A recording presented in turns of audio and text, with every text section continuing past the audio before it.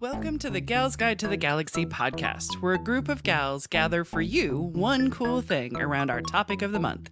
Is it ancient history? Is it breaking news? Is it safe for work? Well, that's up to each gal. All we know is that... Fasten your seatbelts. It's going to be a bumpy night. Welcome back. I'm Amy, and I'm joined by Bonnie, Leah, and Katie, talking about our one cool explorer gal. Katie has already talked about Isabel Bird, but before we dive back in, let's get to know something random about our gal pals. All right, so my random question is, what is the strangest thing that you have ever brought back from one of your travels? Ooh. I think I know the most disturbing thing I've ever brought back. Oh, there you go. Lovely. Yes. This was before I realized some seashells are for taking. Some have critters in them. Uh-oh. And Do you tell. should distinguish between the two and make a good judgment call about which one to bring home with you. Oh, no. Because they can get smelly. Oh, no. Yeah, you definitely want to make sure you got an empty seashell. Just saying. I almost feel like anything you pull from the beach and bring home, it's kind of weird. Like, I know we want to bring the beach back with us. I love the beach. But Yes, I but came back with dead? Ziploc bags full of sand once because I'm like, I'm going to do something so cute with this. Uh-huh. I eventually just, like, threw it away. Stupid Pinterest. Yeah, right? Ruining my life. I did the sand thing. I burned incense. So I got sand from the Santa Monica beach and I burned incense in it. Into it. That's just like romantic. I want I that know, life, right? but my life is that my sandbags set outside with the seashells and brought it on my back porch. And they gave me no, like, what is... Warm what and does she fuzzies. say? I know. Does it give you good feelings, warm feelings? Right, exactly. Memory, Does it spark condo? joy? Does it, Yeah. It brought No- me no it brought joy. me No joy. And eventually Oh. went to the garbage can. Just death and destruction and Yeah. dead So animals. I don't know if those are weird things to bring home or I just vacation No, it's just, poorly. you know what? It's just, And- you're doing a public good. You're warning Yeah. the people. And I would say, like, a lot of the souvenirs, because I have been to Iceland. I don't know if I said that when I was going on and on. I did. You went to Iceland. I Yes. went to Iceland, No, you were there. guys. I Yeah. was in Iceland Yes. one time when I traveled abroad Yes. to Iceland. You did. You brought me chocolate. I did. But they also have a lot of weird wool, like, troll type little stuff for kids. Okay. Yeah. Like, I love troll dolls. And, Right. like, trolls are big there. So Okay. Gotcha. I think we definitely got some weird troll stuff. Sweet. That is weird. Were they made out of seashells? Made out of wool Oh, no. from Okay. Icelandic Alright. sheep. Is there anything Oh. alive inside the troll? They didn't smell like The seashells, spirit of dead so children? I don't know. Mm. Haunted? I'm assuming Haunted it trolls. was, No. See? But they were weird. I'm trying to think of a better one than my dogs. Bonnie, what's yours? I don't have anything that weird. Like, I swear when I was in Greece, like, I thought that I brought back some rocks that were maybe from the quarry in Paros, where they mined all the good marble from. Yeah. Like, they weren't like marble rocks, but they were like rocks. But, They were like, next to the marble I don't rocks. remember Anyway. if I was Marble- would like- I know what a marble rock looks like? I don't know. No, not until polished. Yeah. I And it don't looks like That's David. probably marble. but like, I don't remember if I remember I took some. I don't remember if I freaked out thinking like, oh, customs is going to get me. Like, I don't remember if I actually took them back with me or not, because I don't know where they are. Right. So I may have left them there in Australia for the plane ride back. I remember I bought a book, a science fiction book, because the cover was pretty. Mhm. And that was my first Julie and May book. Oh, which you have talked So, about yes. on the show. Yes, I remember See? reading like the first chapter, which is about the main character, the storyteller dude, and his pet cat, and I remember falling asleep. And then I picked it up months later and read And it. then got into it. Yep. Nice. All right, I think I have a better one than my dogs. Okay, so because we went to the glorious Fort Wayne to pick up Tasha, not that exciting. We went to the fantastic and overabundant Ohio to go get Dolores, and then we went all the way to the edge of somewhere in Indiana to get a different dog, and ended up getting Trinity instead. So I wanted to get a Pooh Shits. It's a poodle and a Shih Tzu. Yep. And it was a Pooh-Shits, and I just really wanted a Pooh-Shits. We were going to name it Lebowski. It was going to be great, and it was already adopted. So we said, what's that cute dog? And it was Trinity, so we got her. But I think the weirdest thing I've ever taken on a trip is twofold. Number one, an Olive Garden napkin. And number two, a TGI Fridays cup that had, tartar sauce in it. Okay. Here's the reason why. So, I know, right? I went to visit my folks who had money to go to these said expensive restaurants when I was living in Los Angeles like a poor fucking beggar. And I didn't have basic things like a nice napkin and a little condiment jar. And so I stole them thinking they'll just charge my parents on the bill and it'll be fine. And I still have them to this day. Yes, I've seen these relics. Yeah, exactly. Because it was like, I need this. I know it's wrong to take it, but I can't afford it. And when am I going to go to a place that actually sells this stuff? Has a cloth napkin. Plus, I just need one. I need one cloth napkin and one condiment jar. So, like, for did myself. you like smuggle these in the purse? Are we talking in the tucked purse. down the bra? No, in the purse. I always had a big purse. So, yeah, I had a big purse. It was for occasions such as this. You tied the cloth napkin around your neck like you came in with a jaunty scarf. Right. Oh, yes. No, I was wearing this. Oh, what? Did it stay on my lap? Oh, my God. What do you mean it's got ravioli on I it? know, right? I was also like really making sure I did not really use it that much, so I didn't have it. These were the things that I wanted. Yeah, Yep. Still have that burgundy napkin. What is yours, Amy? Well, I will tell my tale of shame. There is no shame in the library. It's a safe place. Well, I was visiting Vatican City. Oh no. What did you steal from the Pope? Well, Yes. along one of the walls, Yes. a tile had fallen off. And so I picked it up and I put it in my pocket. Yeah. And then we walked around through the rest of the Vatican. And the whole time, it's like, you know, you always hear like it's burning a hole. This was burning a hole in my heathen pocket.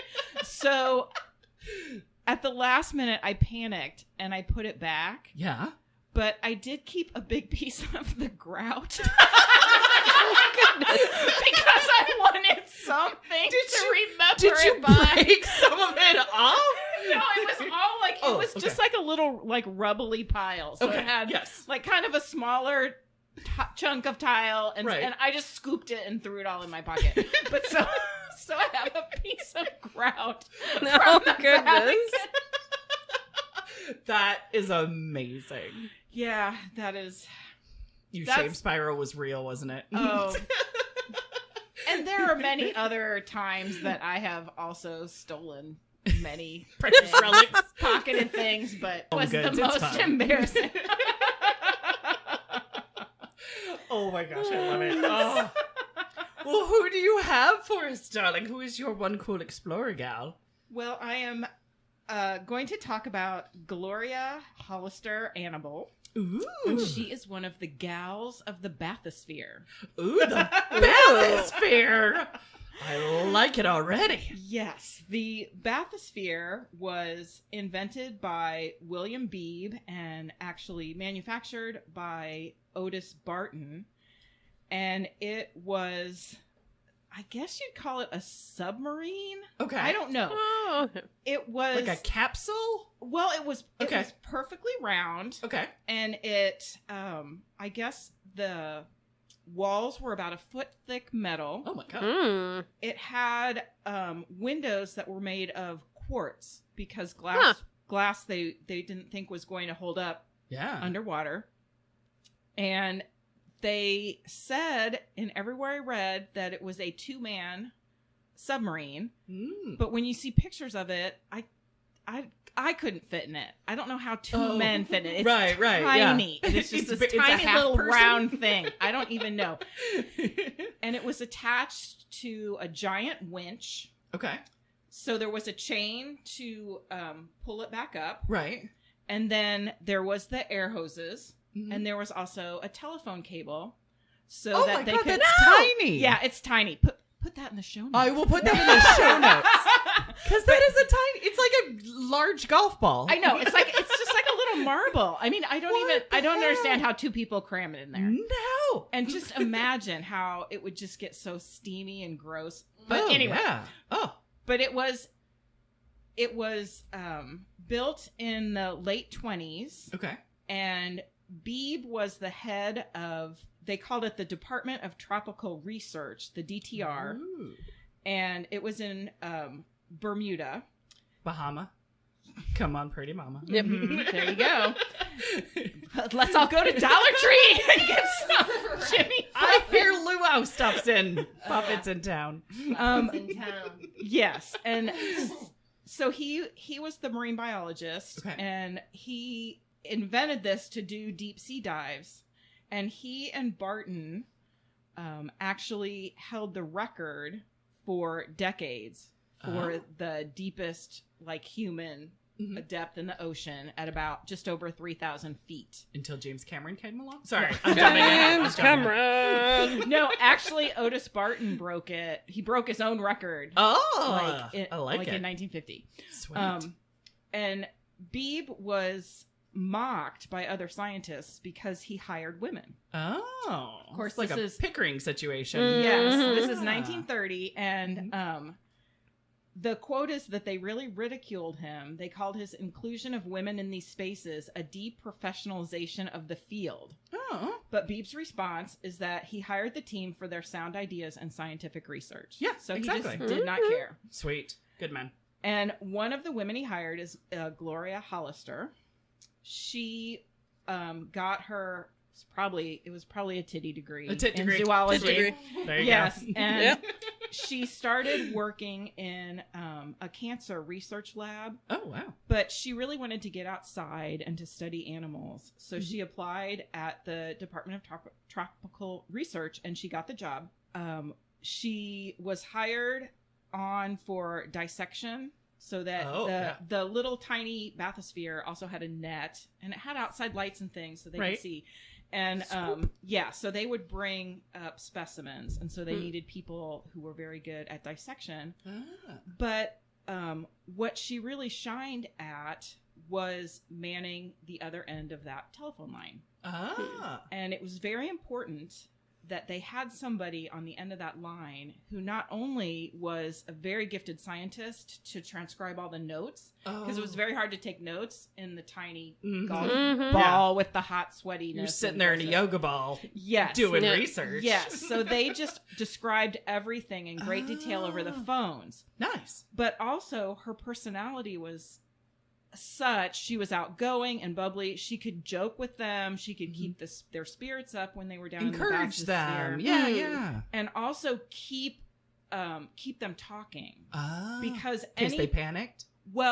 anytime there was silence, she had no way of knowing, are they dead? Did they Right. lose air? Did we lose connection? Or are they just looking at something? Right. So she had to have the kind of personality to, hey, what's going on down there? What's happening? And just Right. to be able to talk to them for a long period of time and keep up a stream of conversation. Oh, nice. She was very important, not only for her research, but also because she was the person that was always manning those phone lines and also just taking copious notes. Yeah, yeah. Because they were seeing things no one's ever seen. Yeah. Like now when we think of the anglerfish, I mean, we all get that image with the glowy thing. Well, at the time, no one has seen one. And so to see Right. one was just crazy. And to try and describe it, It's got a flashlight on its it's got big teeth. But Right.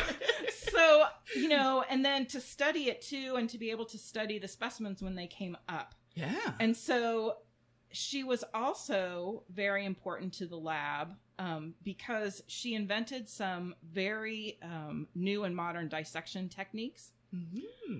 The Bermudans who helped out in the lab, they called it the House of Magic Oh. because she actually invented a chemical process that you could put on the specimen and it would make the scales and the organs transparent.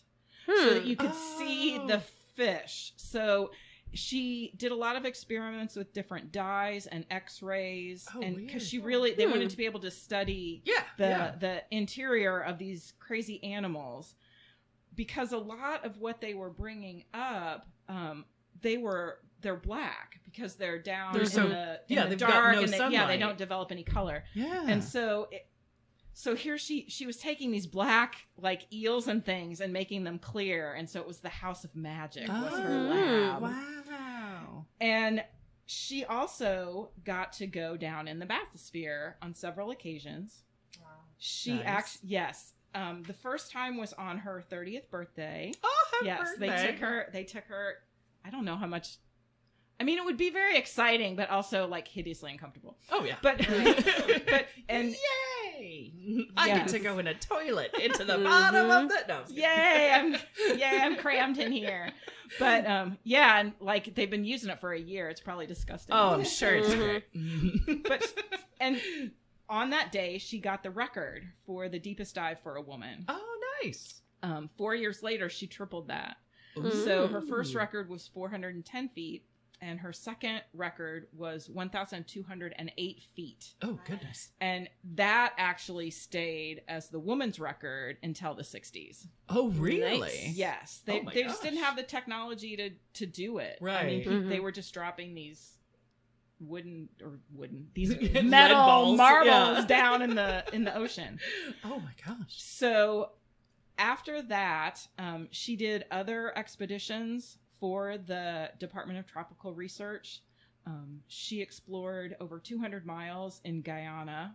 Sweet. Yes. And she also flew a light plane on that trip and recorded all sorts of unmapped waterfalls and different geographic things. Look at that. Little cartographer there. Mm-hmm. Aw. And she also studied the golden frog, the rainbow tanager, and the hoatzin, which I guess is another monkey type I think so. thing. I'm trying to remember if the tanager is the soup. Is the tanager the one with the big red eyes? The tanagers are the little teeny cute ones, yeah. Yes, that's what I thought. Yes. Okay, all right. And, Yes. Yeah, and she brought back some of the first specimens of those ever to the Bronx Zoo. She brought them back live, so they were captive specimens. Oh, cute. I know. And she lectured a lot about her research and got a lot of publicity.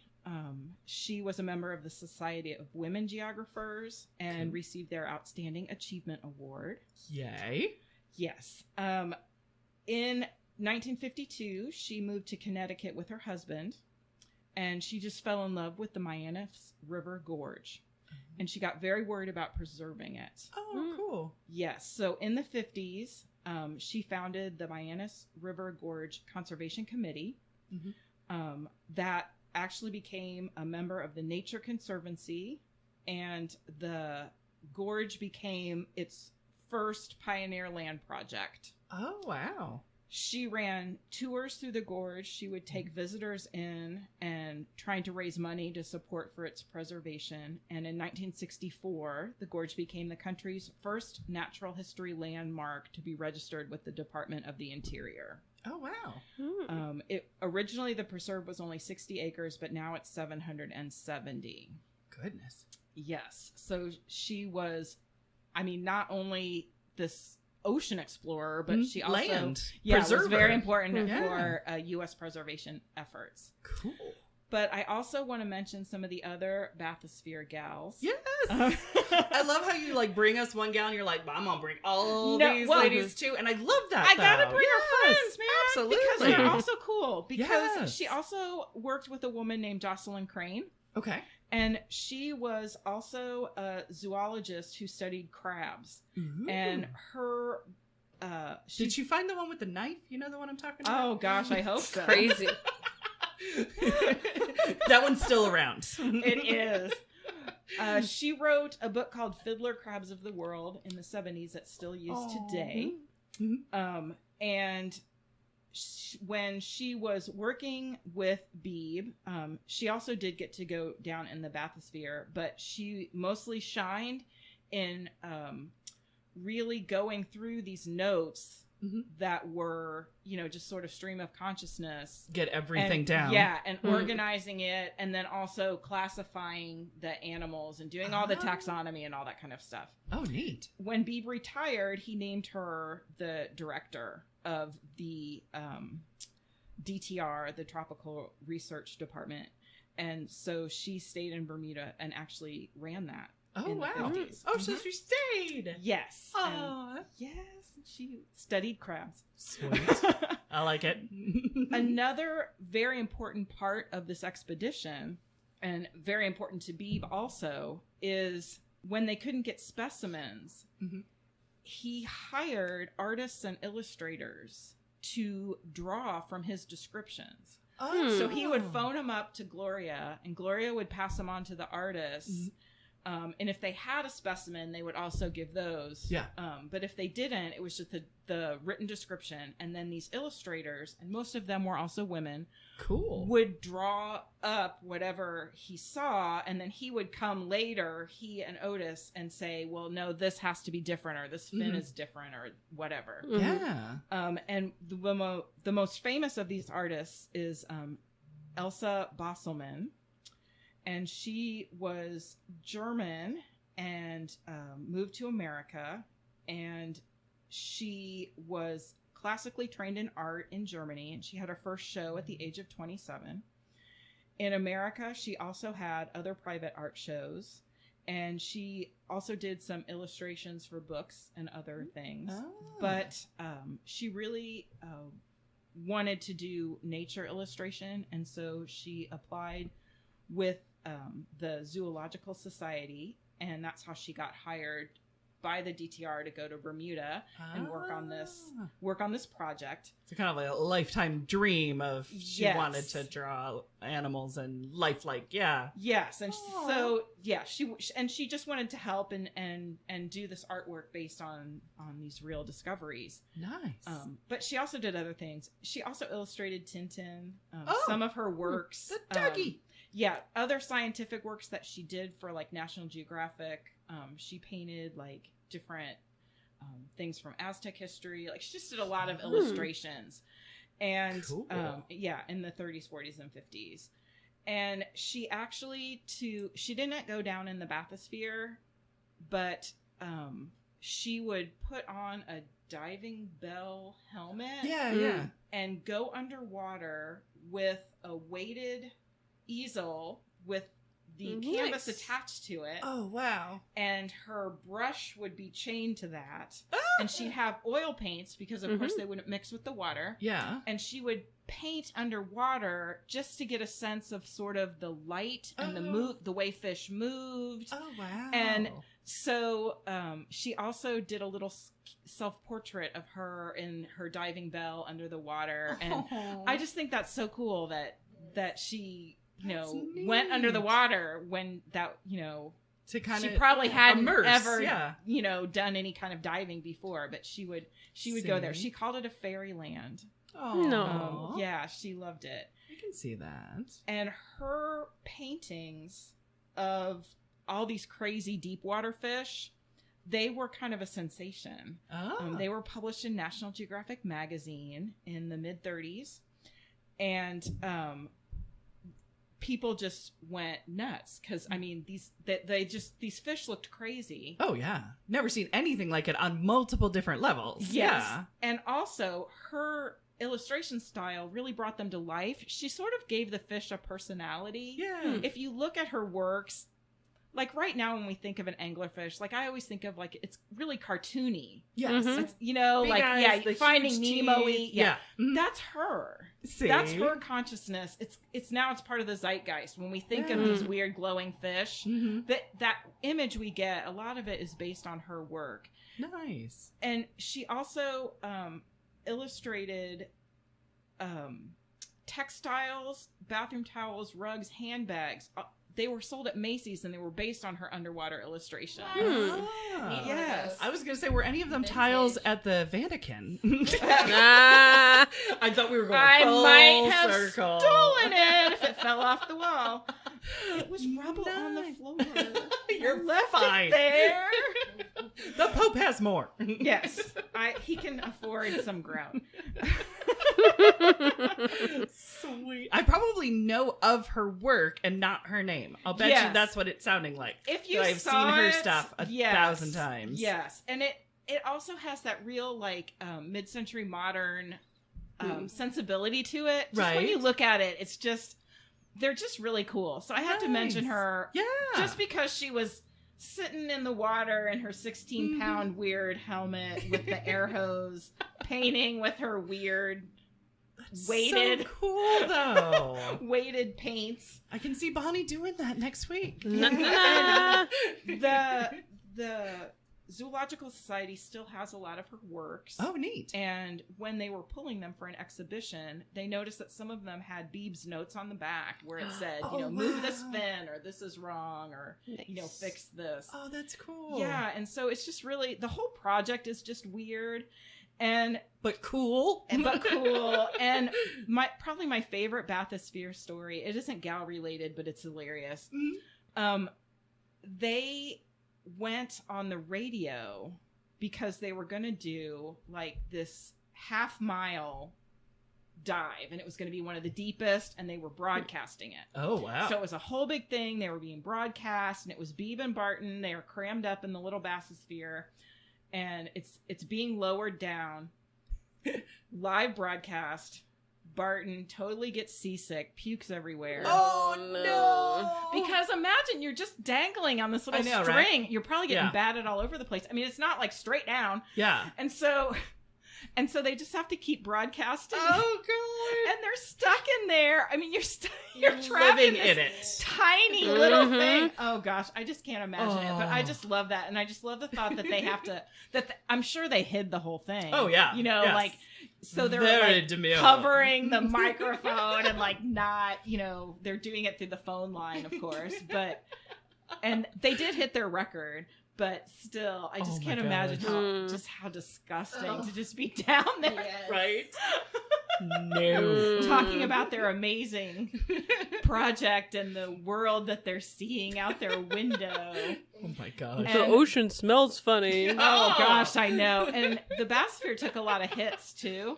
They actually had to plug up one of the windows with this steel plug because it cracked. Oh gosh. Yeah. The quartz didn't last? One of them didn't. They had wow. 3 windows in total. And so they got down to just only really one that worked. And that's why they couldn't take pictures either. Not just because it was so dark. Right, yeah. But because the quartz, it just wasn't clear enough. So that's when they had to start getting, when they realized that there was no way they're going to take pictures. Yeah. Yeah. So it was just, the whole project was fascinating. And just the fact that he hired women without a second thought. Yeah, right? It's just like, I just want whoever's going to do a good job. Right, exactly. So, and I love that. Yeah. That's the way it should be. yes. So, yay for Beeb, yay for Gloria and Elsa and everyone on this project. Yes. And that is a very cool thing. Very cool. Oh, I love it. Yes, I sounds so amazing. I'll never get over looking up the picture and seeing that it's like the height of it only comes up to their waist. They're a foot thick, so the inside's even tinier. Right. And then there's all that equipment in there too, oxygen tanks and. Well, they had the oxygen pipe. It's a hose, from the hose, so it was. It was pretty empty inside, just like switches for the lights and. But I mean, there's still stuff in there. There's it's still a coffin. I don't think there's seats. I mean, you're just like in this little round. Right. It's awful. It's a hard pass for me. I'm with Jocelyn Crane. I would not go. I would be up top just taking notes. Exactly. Or I'll just making talk to you over the radio something. then. Yeah, it's like I don't have to go. Right. Exactly. But somebody had to, and I'm glad there are people that existed that were willing to trust a lead ball and see what's down there. And it's just so cool that record lasted for so long. I mean, nobody else was crazy enough to go down there. Not until there was better technology. Right, that's exactly. For sure. You've got your whole life in your hands. Yes. Oh, too fun. That wraps it up for this week. Join us next week as our next gal pal shares her one cool explorer gal as the Gal's Guide podcast continues. Thanks for listening. For show notes, links, and images from this week's show, visit galsguide.org. Want exclusive stuff like deleted bits and major bloopers? Become a Gals Guide patron today. Thanks for listening.